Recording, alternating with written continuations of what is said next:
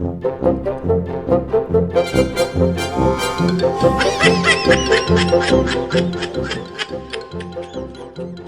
மக்களே, இது எப்படி இருக்கு நிகழ்ச்சிக்கு உங்களை அன்புடன் வரவேற்பது உங்களில் ஒருவன் பிரவீன்.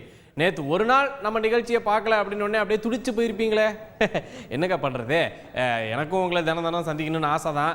உங்கள் கூட எல்லாம் சந்திச்சு ஃபோட்டோ எடுக்கணும்னு ஆசையாக தான் இருக்குது, கை குலுக்கணும்னு கூட இருக்கு. என்ன இது உதயநிதி ஸ்டாலின் சாரோட ஸ்கிரிப்டெல்லாம் சொல்லிக்கிட்டு இருக்கேன். இல்லை மக்களே, நேற்று சில முக்கியமான நியூஸ்லாம் அதனால நம்ம நிகழ்ச்சியை போட முடியல. இன்றைக்கி நம்ம வந்துட்டோம். இன்றைக்கி உங்களுக்கு ஃபுல் ஃபன் கேரண்டி. அடுத்த ½ அன் ஹவர் நிகழ்ச்சி ஆரம்பிச்சிருவோமா?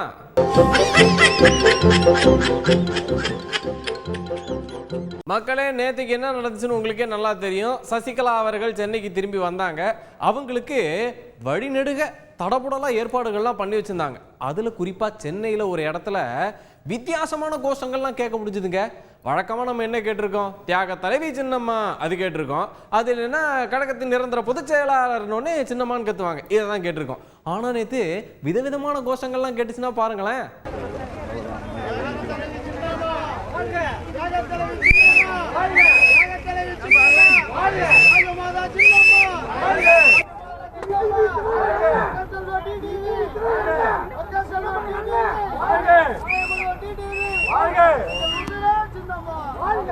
யார் பாது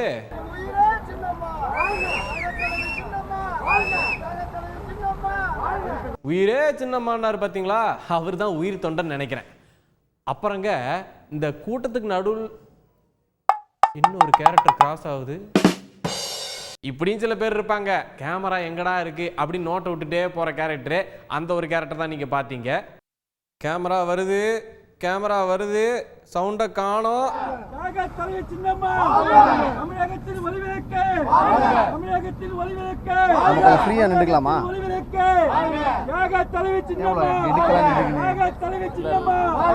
வித்தியாசமான கோஷங்கள்லாம் கேட்க முடிஞ்சுதுங்க. வழக்கமா நம்ம என்ன கேட்டிருக்கோம், தியாக தலைவி சின்னம்மா அது கேட்டிருக்கோம். அது இல்லைன்னா கழகத்தின் நிரந்தர பொதுச் செயலாளர்னு சின்னம்மான்னு கத்துவாங்க, இதை தான் கேட்டிருக்கோம். ஆனா நேத்து கேமரா வருது, கேமரா வருது, சவுண்ட காணோம்.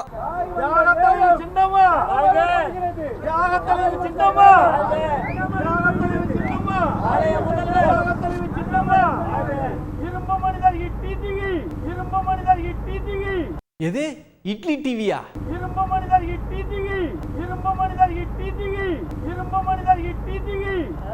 ஓ, டிடிவின்றதுதான் ரோல் ஆகி டிடிவின்னு ஆயிருச்சா? Okay okay. இப்ப மறுபடியும் கேமரா வருது, கேமரா வருது, ஸ்டார்ட் தி மியூசிக்.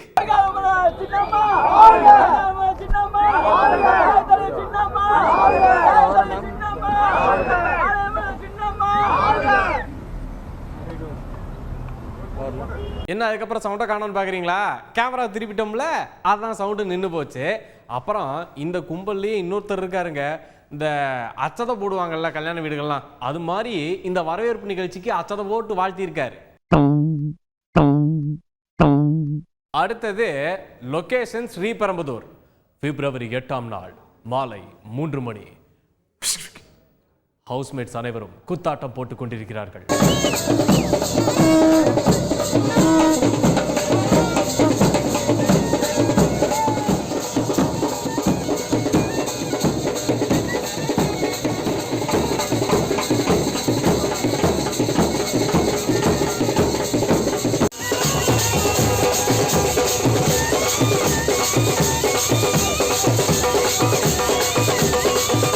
பிப்ரவரி 8ஆம் நாள் மாலை 5 மணி.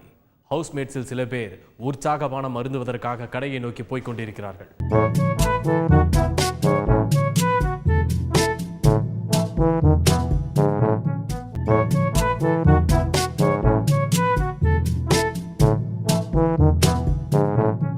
பிப்ரவரி 8ஆம் நாள் நேரம் இரவு 9:30 மணி. ஹவுஸ்மேட்ஸ் உள் சலசலப்பு ஏற்பட்டு கம்ப்ளைண்ட் கொடுத்து கொண்டிருக்கிறார்கள். ஏமா டென்ஷன் ஆகாதீங்கம்மா, வந்துருவாங்க, வந்துட்டு தான் இருக்காங்க. 3 மணிலேருந்து வந்து உக்காந்துங்கிறோம். இங்கே 3 மணிக்கெல்லாம் வர சொல்லிட்டாங்க. 3 மணிலேருந்து உக்காந்துங்கிறோம்.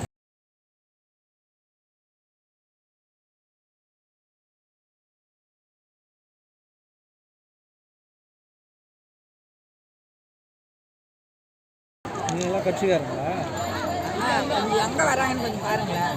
எது எங்க வராங்க நான் பார்த்து சொல்லவா? ஒரு ஆறுதல் சொன்னது குத்தமா? அண்ணா ரிப்போர்ட்டர் அண்ணே, அப்படியே அதாவது டவர் மேலே ஏறி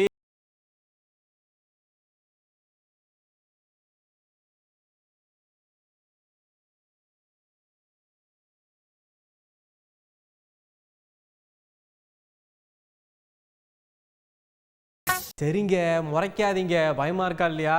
நீங்க கட்சிக்காரங்க தானே? என்ன ஆமா சொல்றதே சரியில்லையே. எந்த கட்சி நீங்க? அந்த கட்சி தான், அந்த கட்சி தான், அந்த கட்சி தான், அந்த கட்சி தான். என்னம்மா கோச்சுக்கிட்டீங்களா? ஓகே ரைட்டு விடுங்க. இந்த ஏரியாவை காலி பண்ணிட்டு கிளம்பிட்டு தான். அங்க என்ன சத்தம்?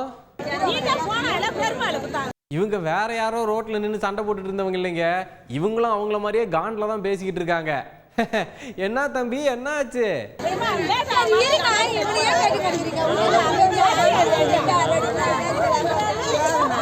என்னம்மா வீடியோ எல்லாம் எடுக்க வேணாம்னு இந்த தம்பி?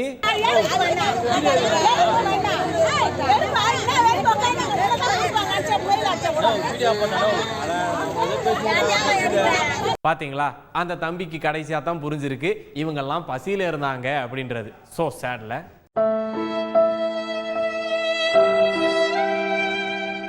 அதாவதுங்க, வீட்டில் கல்யாணம் முடிவாயிருச்சுன்னு வச்சுக்கோங்களேன், யாராவது ஒரு கட்சிக்காரரை பிடிச்சி அவங்க கட்சி தலைவரை மீட் பண்ணி என் கல்யாணத்துக்கு நீங்கள் தான் வந்து தாலி எடுத்து கொடுக்கணும், எங்கள் கூட ஒரு ஃபோட்டோ எடுத்துக்கிட்டு தான் ஆகணும் அப்படின்னு கோரிக்கை வைக்கிறதெல்லாம் ஓல்டு ஸ்டைல்.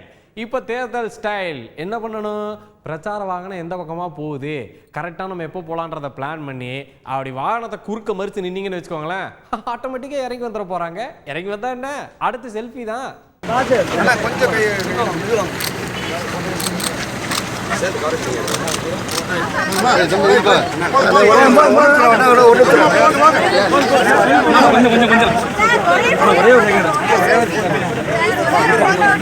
இந்த சம்பவம் நடந்தது கரூர் மாவட்டம் கிருஷ்ணராயபுரத்தில் உதயநிதி ஸ்டாலின் பிரச்சாரத்துக்கு போய்கிட்டு இருக்கும்போது அவர் வேணா பார்த்த உடனே ஓகே போய் போட்டோ எடுத்துடலாம் அப்படின்னு முடிவு பண்ணி இப்போ எடுத்தா தான் உண்டுன்னு செல்ஃபிலாம் எடுத்துக்கிட்டாங்கப்பா.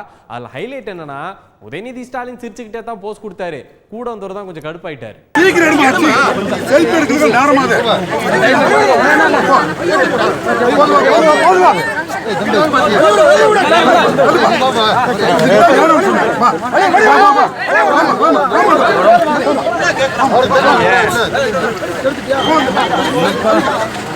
இதை முடிச்சுட்டு மேடையில் உட்கார்ந்து இருந்தப்ப இவரும் இன்னொருத்தரும் அப்படி பேப்பர் வச்சு குசு குசு குசுன்னு பேசிட்டு இருந்தாங்க. பாருங்க.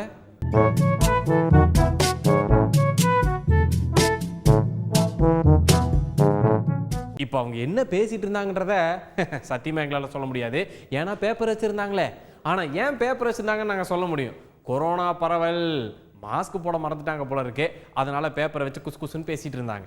என்னது, அடுத்து குழந்தை ஒன்று ஸ்டேஜுக்கு வந்து அவர்கிட்ட பேசினப்ப இவர் மாஸ்க் போடலையா, இந்த பேப்பரை வச்சு மூடலையா? ஐயோ,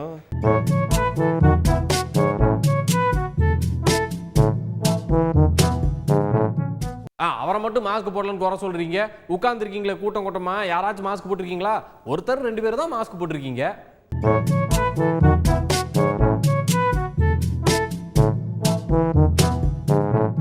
அப்புறம் இனிமேல் இந்த தொப்பி கொடுக்கறது, ஸ்டிக்கர் கொடுக்கறது, இது கூடவே மாஸ்க் ஒன்று கொடுத்துற சொல்லலான்னு இருக்கிறேன். அண்ணனுக்கு ஒரு ஃபோனை போட்டு இதை அமல்படுத்த சொன்னோம்னு வைங்க, எல்லாருக்கும் சிறப்பாக போயிடும்ல.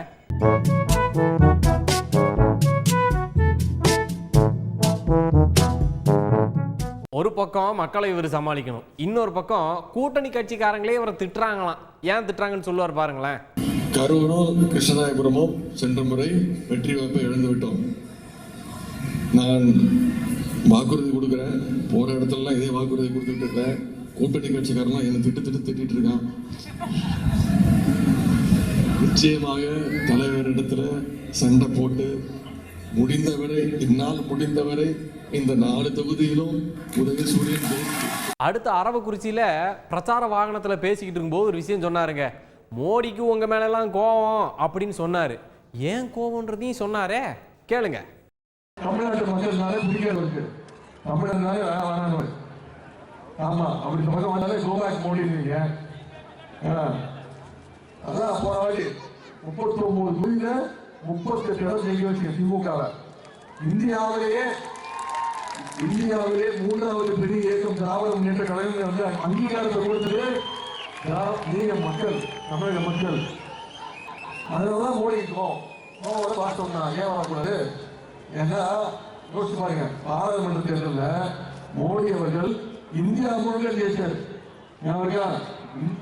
இந்தியா முழுக்க மோடி ஆனா வீசுச்சு. ஆனா தமிழ்நாட்டில் பார்த்தா கோயில்ல என்ன பேட் வேர்ட்ஸ் அப்படின்ற மாதிரி அண்ணே பிரச்சாரத்துல என்ன பேட் வேர்ட்ஸ்? பெரிய முட்டையா போட்டு கொடுத்தீங்க. தலையை சொரியறதுன்னா 4 விரல வச்சு சொரிங்கண்ணே. இப்படி சொரிஞ்சிங்கன்னா டவுட் வருமா வராதா?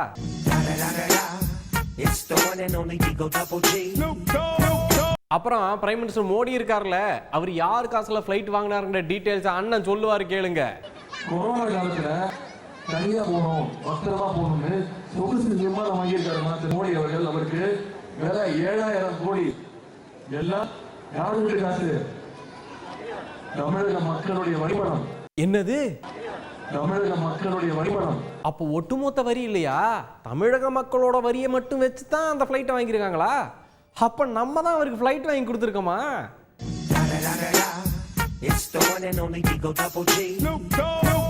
இப்போ நம்ம அப்படியே திருச்சிக்கு போக போறோம். காங்கிரஸ் உடைய ஏற்கலப்பை மாநாடு நடந்துச்சா, ஸ்டேஜில் ஒருத்தர் மாங்கு மாங்குன்னு பேசிட்டு இருந்தாரு.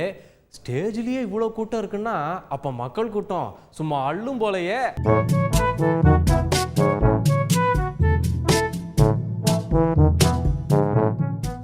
மக்கள் கூட்டம் இருக்கு, ஆனா கவனிக்கிறாங்கிறான்றது தான் கொஞ்சம் டவுட்டு. 2 போட்டோம் பார்த்துட்டு இருக்காங்க.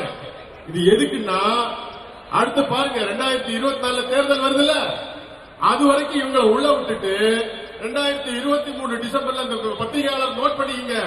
அதானே பத்திரிகைக்காரங்களே நோட் பண்ணிக்கோங்கன்னு சொல்றீங்கல்ல, அதனாலதான் எல்லாம் எந்திரிச்சு போயிட்டாங்க. மக்களே நோட் பண்ணிக்கோங்கன்னு சொன்னா உட்கார்ந்து கேட்டிருப்பாங்கல்ல. 2023ல சரி பத்திரிகைக்காரங்களை நோட் பண்ண சொல்லிட்டீங்க, என்னன்னு சொல்லுங்க, நாங்க நோட் பண்ணிக்கிறோம். நிச்சயமா சைனாக்காரன் கிட்ட நம்ம நான் தான் நம்முடைய நாட்டுக்கு சொல்லு போய் எங்களுக்கு ஒரு பெரிய ஒரு இதை ஏற்படுத்துவாங்க பாருங்க. 2023 டிசம்பர்ல பாருங்க. ஏதாவது புரிஞ்சுது? திரும்ப கேளுங்க. நிச்சயமா சைனாக்காரன் கிட்ட நம்ம நான் தான் நம்முடைய நாட்டுக்கு சொல்லு போய் எங்களுக்கு ஒரு பெரிய ஒரு இதை ஏற்படுத்துவாங்க பாருங்க. 2023 டிசம்பர்ல பாருங்க. நமக்கே ஒன்றும் புரியல, அவங்களுக்கு என்ன புரிஞ்சிருக்கும்? அதான் எந்திரிச்சு போயிட்டாங்க. பட் எந்திரிச்சு போனவங்க நேரா வீட்டுக்கு போவாங்கன்னு நினைச்சீங்களா? அதுதான் கிடையாது. அங்க எங்க போய் என்ன பண்ணாங்கன்றத பாருங்களேன். No, no, no, no.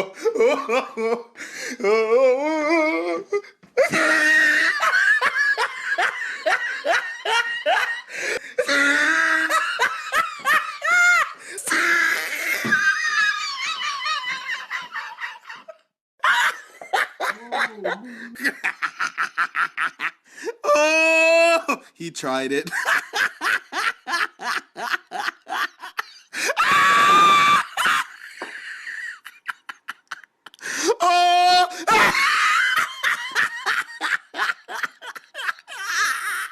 வளத்துறை அமைச்சர் ஜெயக்குமார் அவர்களும் பத்திரிகைக்காரர்களும் இப்படி அவ்வளவு நெருக்கங்க. நாங்க நம்பிக்கை இல்லையா? இப்போ ஒரு சாம்பிள் காட்டவா? அண்ணா இந்த பக்கம் நிக்கிறாருல, அவர் பேரை சொல்லி கூப்பிடுங்க. கரெக்டா கூப்பிட்டாரா? ஆனா இந்த பக்கம் 2 பேர் நிக்கிறாங்க பாருங்க, அவங்கள பாருங்க, அவங்களுக்கு தெரியுதா?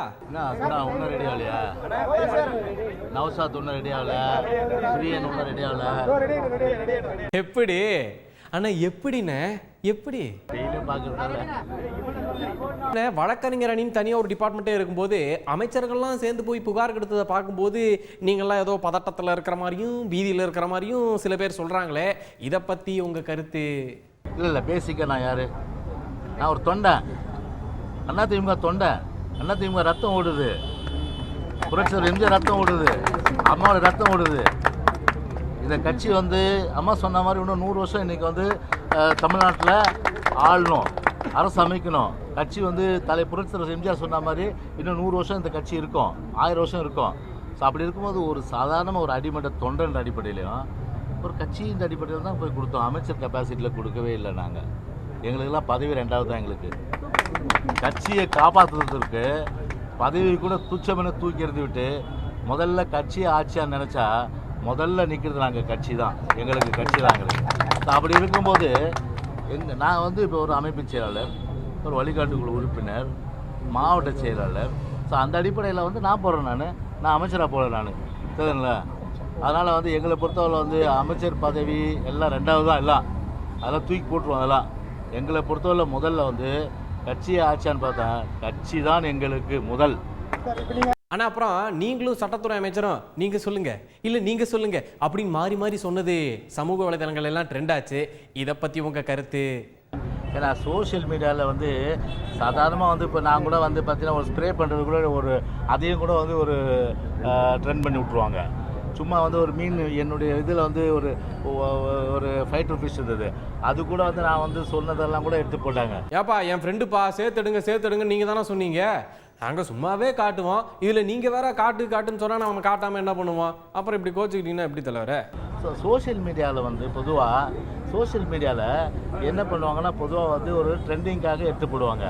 என்னென்னா எங்களுக்குள்ள ஒரு கட்டுப்பாடு. இப்போ நான் வந்து ஒரு வந்தேன், நான் பேட்டி கொடுக்குறேன். இப்போ அன்னைக்கு வந்து ஒரு குழு போனதுன்னும் போது பொதுவாக வந்து ஒரு வந்து சட்ட பிரச்சனைகள், சட்ட ஒழுங்கு பிரச்சனைகள். ஸோ சட்ட ஒழுங்கு பிரச்சனைகள்னு சொல்லும்போது பொதுவாக வந்து ஒரு சட்ட அமைச்சர் வந்து பேட்டி கொடுப்பது என்பது ஒரு இயல்பு. ஸோ அவர் இல்லைன்னா நான் பேட்டி கொடுக்கலாம். அதே போல் கேபி முனுசாமி துணை ஒருங்கிணைப்பாளர், அவர் அன்னைக்கு இல்லைன்னா நான் பேட்டி கொடுத்துருக்க முடியும். ஸோ அவர் இருந்து அன்றைக்கி நான் வந்து அவருக்கு நீங்கள் வந்து ஒரு துணை ஒருங்கிணைப்பாளருக்கு நீங்கள் பேட்டி கொடுக்குன்னு சொன்னேன். அதே போல் நான் என்ன சொன்னேன், நான் சட்ட அமைச்சர் நீங்கள், ஸோ சட்ட ஒழுங்கை வந்து திரும்ப சசிகலாவும் அதே போன்று தினகரனுக்கு ஏற்படுத்தி ஒரு அனைத்து இந்திய அண்ணா திராவிட முன்னேற்ற கழகத்திற்கு ஒரு கெட்ட பேர் ஏற்படுத்த வேண்டும். அம்மா அரசு கெட்ட பேர் ஏற்படுத்தினால ஒரு திட்டமிட்ட ஒரு சதி வந்து இன்றைக்கி வந்து அரங்கேற்றுறாங்க. ஸோ அது வந்து கடுமையாக தடுக்கணுன்ற அடிப்படையில் ஒரு புகார் கொடுக்கப்பட்ட டிஜிபியில்.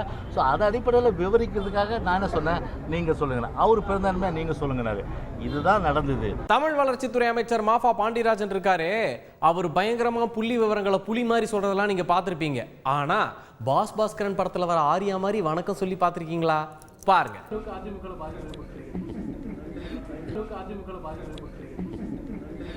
எதுக்காக இப்படி கும்பிடு போட்டாருன்னா, அரசியல் சம்பந்தமா சில கேள்விகளை கேட்க ஆரம்பிச்சாங்க நம்ம ஆளுங்க. உடனே அண்ணனோட ரியாக்ஷன் தான் இப்ப நீங்க பார்த்தது. மக்களே, இன்னைக்கு நம்ம நிகழ்ச்சி நிறைவுக்கு வந்துருச்சு. திரும்ப நாளைக்கு உங்களை சந்திக்கும் வரை உங்களிடமிருந்து விடைபெறுவது உங்களில் ஒருவன் பிரவீன்.